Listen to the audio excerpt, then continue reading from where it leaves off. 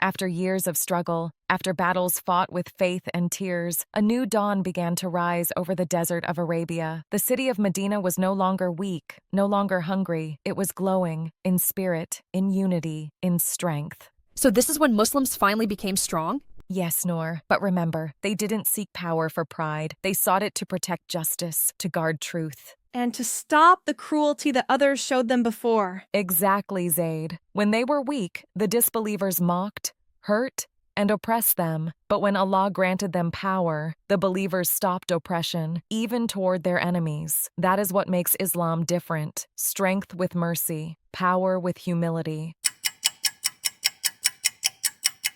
Assalamu alaikum, everyone. Welcome to Crescent Network Studio, and today is another episode of the series, The Light of Mercy, the story of our beloved Prophet Muhammad, peace be upon him.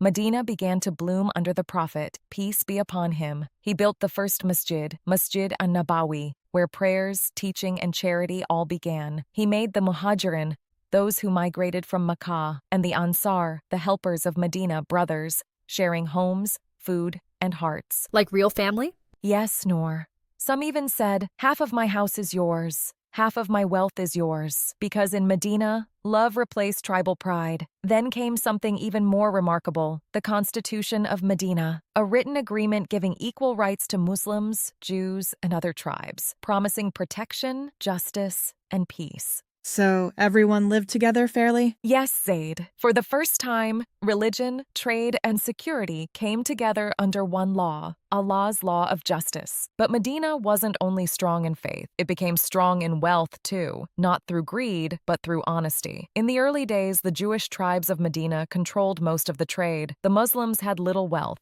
but the Prophet, peace be upon him, taught them that honesty is the greatest currency. He said, "The truthful merchant will be raised with the prophets, the truthful, and the martyrs." Soon, Muslims opened new markets based on fairness. No cheating, no lies, no interest, no fraud. So people trusted them more? Exactly. Their honesty attracted everyone. Trade flourished, zakat, charity, spread. Medina became self-reliant and blessed, a city of fairness and faith. Over the years, Islam spread across Arabia, not by sword, but by example. Tribes who once fought each other now stood together. The poor were cared for, the hungry were fed, the orphans were protected. Yet the enemies of Islam, the Quraysh, still plotted from Makkah. They broke treaties, attacked allies, and insulted the faith. So the Muslims had to respond? Yes, Zaid, but the Prophet, peace be upon him, never rushed into war. He always waited, warned, and prayed for peace. But when the Quraysh violated the Treaty of Hudaybiyah, the Prophet, peace be upon him, made a decision that would change history forever. It was the 8th year after Hijrah. The Prophet, peace be upon him, gathered 10,000 believers. They marched quietly from Medina to Makkah, not with pride, but with humility. Each carried light armor and a heart full of remembrance. They recited, La ilaha illallah, wahdahu la sharika lah, lahul mulku, wa lahul hamd. There is no God but Allah, without partner. To him belongs all power and praise. When they reached the valley of Mar az-Zahran, fires were lit across the hills, 10,000 lights glowing like stars in the desert night. It must have looked magical.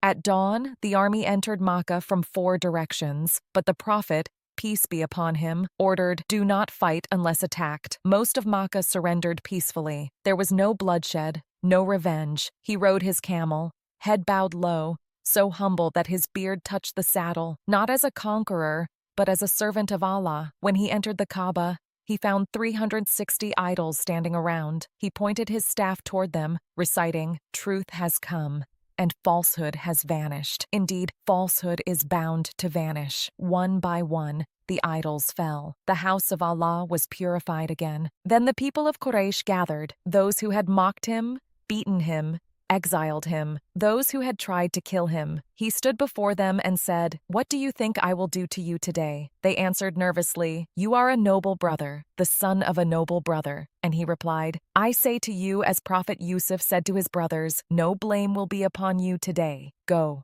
for you are free." He forgave them all? Yes, Noor, every single one, even those who hurt him the most. That day, swords were lowered. and hearts were raised. Makkah was conquered not by blood, but by mercy. After the conquest, the people of Makkah entered Islam in crowds. Bilal, may Allah be pleased with him, climbed the Kaaba and called the Adhan for the first time from its roof. The same city that once mocked Ahad, Ahad, now echoed with Allahu Akbar. The Prophet, peace be upon him, cleaned the Kaaba and reassigned it as the center of worship for all believers. He established order, returned stolen property, and forgave debts where people were unable to pay. Makkah, once filled with idols and arrogance, was now filled with light and humility. When the Muslims were weak, they were mocked, but when they gained power, they stopped being cruel. They didn't burn cities. They didn't enslave nations. They brought justice wherever they went. The Prophet, peace be upon him, said, "Be merciful to those on earth, and the one above the heavens will show mercy to you." So the goal wasn't just to win, it was to bring peace. Exactly, Zaid.